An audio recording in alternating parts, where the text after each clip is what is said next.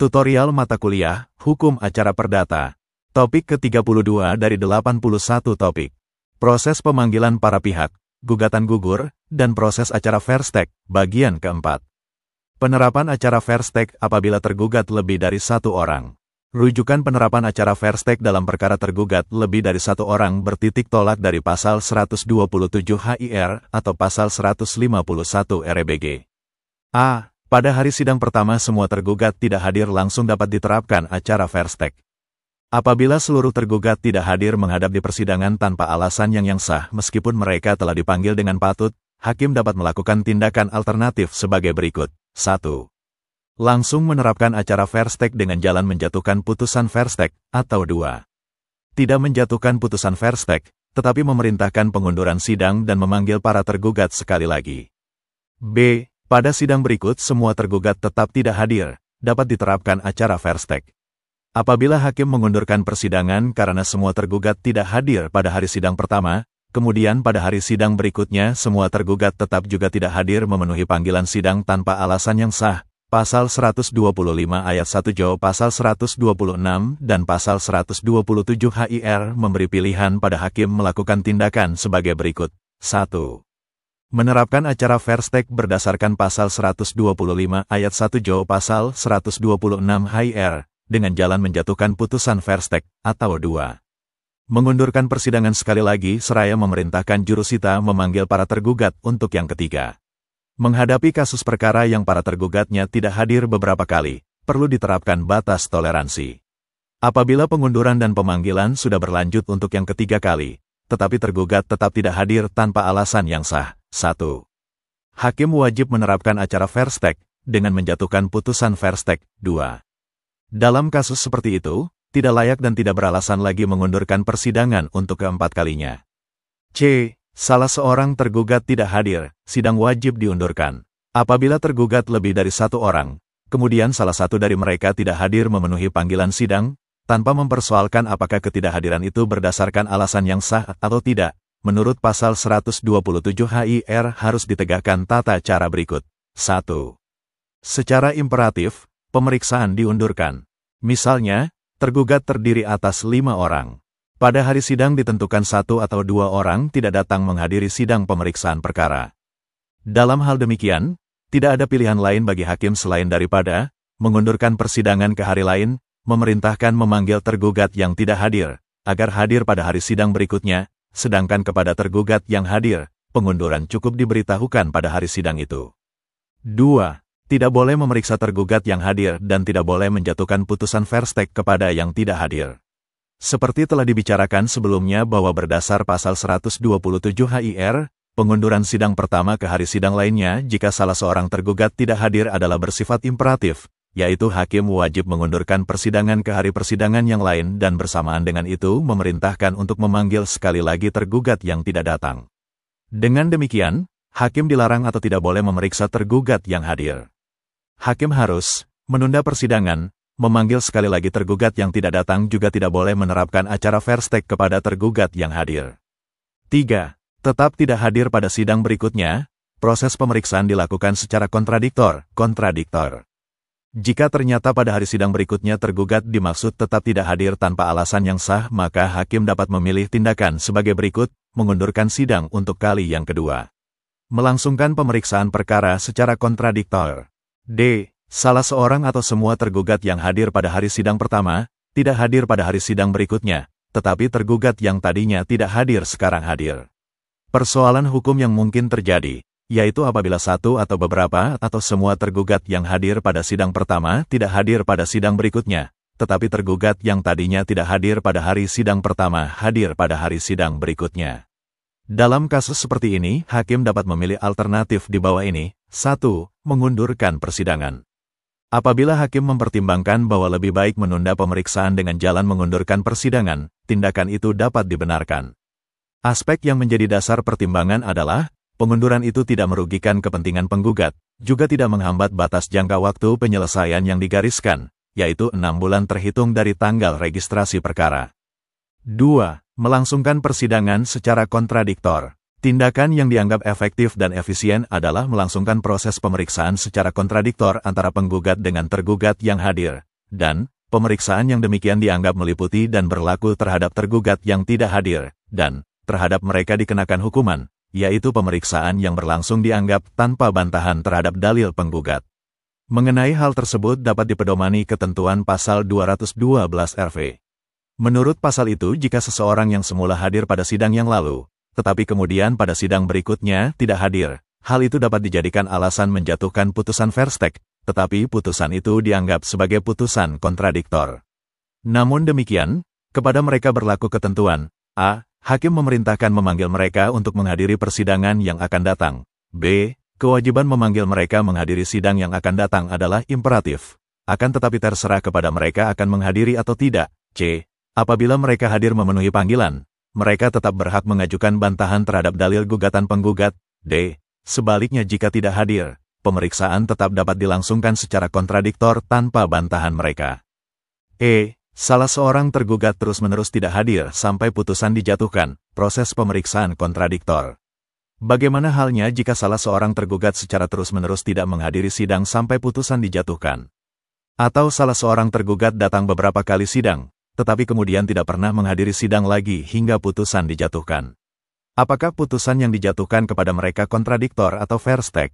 Masalah ini perlu dipahami secara baik agar pihak tergugat tidak keliru menerapkan upaya hukum. Apabila putusan dianggap kontradiktor, upaya hukum yang dapat dilakukan oleh tergugat adalah banding. Sebaliknya, jika putusan dianggap putusan verstek, upaya hukum yang sesuai diajukan adalah verzet atau perlawanan, atau verzet tegen verstek. Dari uraian tersebut dapat dilihat bahwa ada perlakuan yang sangat berbeda antara putusan kontradiktor dan putusan verstek dalam kasus demikian itu. Oleh karenanya, perlu ketegasan hukum apakah putusan yang dijatuhkan dalam kasus tersebut kontradiktor atau verstek. Untuk mendapatkan gambaran yang jelas mengenai hal tersebut, diperlihatkan dua putusan Mahkamah Agung sebagai berikut. Pertama, Putusan Mahkamah Agung Nomor 1021-K, PDT, 1984. Dalam putusan tersebut dikatakan bahwa pada sidang tanggal 16 Agustus tahun 1983 tergugat 1 tidak hadir, sehingga sidang ditunda hingga tanggal 30 Agustus tahun 1983. Pemanggilan pengunduran sidang diterima oleh tergugat 1 dengan sempurna pada tanggal 26 Agustus tahun 1983. Pada sidang tanggal 30 Agustus tahun 1983 hadir kuasa hukum tergugat 1. Kemudian, pada sidang penundaan tanggal 13 September tahun 1983, baik tergugat 1 maupun kuasa hukumnya tidak hadir, meskipun tergugat 1 in person dipanggil untuk hadir. Oleh Pengadilan Negeri sidang ditunda hingga tanggal 27 September tahun 1983 dengan perintah memanggil tergugat 1 dan kuasa hukumnya. Meskipun sudah ditunda 5 kali, tergugat 1 maupun kuasa hukumnya tidak pernah datang. Demikian pun 2 kali panggilan melalui surat kabar juga tidak diindahkan oleh tergugat 1 maupun kuasa hukumnya. Menurut Mahkamah Agung dalam putusan tingkat kasasi menyatakan bahwa a. Proses pemeriksaan persidangan sah menurut hukum, dan b. Putusan yang dijatuhkan dalam perkara tersebut adalah putusan kontradiktor, baik terhadap tergugat yang hadir maupun yang tidak hadir, tergugat 1.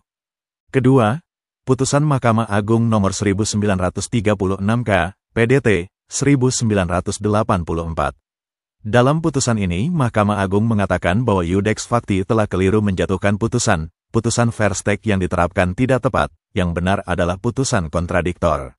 Oleh karena itu, permohonan banding yang diajukan oleh tergugat adalah sah dan tepat. Kenapa Mahkamah Agung di sini berpendapat bahwa putusan yang dijatuhkan seharusnya bukan verstek, tetapi kontradiktor? Hal itu didasarkan pada alasan sebagai berikut.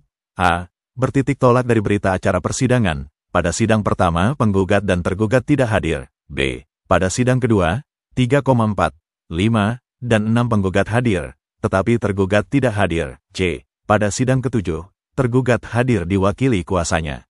Berdasarkan hal-hal tersebut di atas, ternyata telah terjadi beberapa kali penundaan sidang, dan ternyata pihak tergugat telah pernah datang sehingga tidak boleh diterapkan acara verstek. Ketiga, Putusan Mahkamah Agung Nomor 350-K, PDT, 1984. Dalam putusan tersebut dinyatakan bahwa jika ada tergugat yang tidak hadir di persidangan, pemeriksaan dapat dilakukan secara kontradiktor tanpa jawaban dari tergugat yang tidak hadir.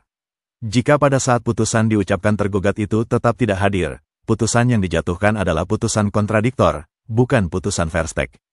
Saat putusan Verstek diucapkan, suatu pertanyaan yang dapat dikemukakan dalam penjatuhan putusan Verstek adalah, kapankah putusan Verstek harus diucapkan? Bolehkah diucapkan pada hari sidang yang akan datang, atau harus pada hari itu juga? Untuk menjawab pertanyaan tersebut kita coba melihat hasil rapat kerja Mahkamah Agung dengan Pengadilan Tinggi seluruh Indonesia, yang memberikan penjelasan atas suatu kasus sebagai berikut. Kasus yang dipermasalahkan adalah, pada hari sidang pertama tergugat tidak hadir, meskipun dipanggil dengan patut dan juga tidak mengirim wakilnya. Begitu pula pada hari sidang kedua, tergugat juga tidak hadir tanpa alasan yang sah. Atas kejadian demikian itu hakim akan menerapkan acara Verstek. Namun, agar hakim memperoleh keyakinan akan kebenaran dalil gugatan, hakim berpendapat perlu lebih dahulu mendengar keterangan saksi-saksi. Akan tetapi saat itu penggugat belum siap dengan saksi-saksi yang dimaksud untuk didengar keterangannya. Oleh karenanya, hakim memandang perlu untuk menunda lagi sidang pada hari itu. Jika sidang pada hari itu benar-benar ditunda lagi, masih bolehkah diterapkan acara Verstek atau acara kontradiktor yang harus diterapkan? Dalam kasus demikian, Mahkamah Agung memberi penjelasan sebagai berikut. A. Jika hakim akan menerapkan acara Verstek, maka putusan Verstek harus diucapkan pada hari itu juga, atau B. Jika sidang ditunda atau diundurkan lagi untuk memeriksa saksi-saksi, maka tergugat harus dipanggil. Dari penjelasan Mahkamah Agung tersebut dapat diketahui bahwa Mahkamah Agung dengan teguh berpatokan pada ketentuan pasal 125 ayat 1 HIR. Apabila hakim hendak menjatuhkan putusan Verstek disebabkan tergugat tidak hadir memenuhi panggilan sidang tanpa alasan yang sah, maka A. Putusan harus dijatuhkan pada hari itu juga. B. Dengan demikian, putusan Verstek yang diucapkan di luar hari itu adalah tidak sah karena bertentangan dengan tata tertib beracara, yang berakibat putusan batal demi hukum. Sekiranya hakim meragukan kebenaran dalil gugatan, sehingga perlu untuk memeriksa saksi-saksi atau alat bukti lainnya, maka tindakan yang dapat dilakukan adalah A. Mengundurkan persidangan dan sekaligus memanggil tergugat sehingga dapat direalisasi proses dan pemeriksaan kontradiktor, atau B. Menjatuhkan putusan Verstek yang menyatakan gugatan tidak dapat diterima atau niet onafhankelijk verklaard atas data gugatan bertentangan dengan hukum atau dalil gugatan tidak mempunyai dasar hukum. Dari uraian tersebut dapat diketahui, jika hakim hendak menjatuhkan putusan Verstek, namun meragukan kebenaran dalil gugatan maka tidak perlu ditempuh proses pemeriksaan saksi, hakim dapat langsung menerapkan acara Verstek dengan putusan Verstek yang menyatakan gugatan tidak dapat diterima atau menolak gugatan. Itulah topik ke-32 Hukum Acara Perdata, yang dimaksudkan untuk membantu pemahaman mahasiswa, atau siapa saja yang ingin menambah wawasan. Untuk pemahaman yang lebih baik, putar dan dengarkan video ini berulang-ulang. Subscribe dan like, agar teman-teman mendapatkan update tutorial lainnya. Bagikan juga link video ini, agar teman lain juga mendapatkan manfaat channel ini.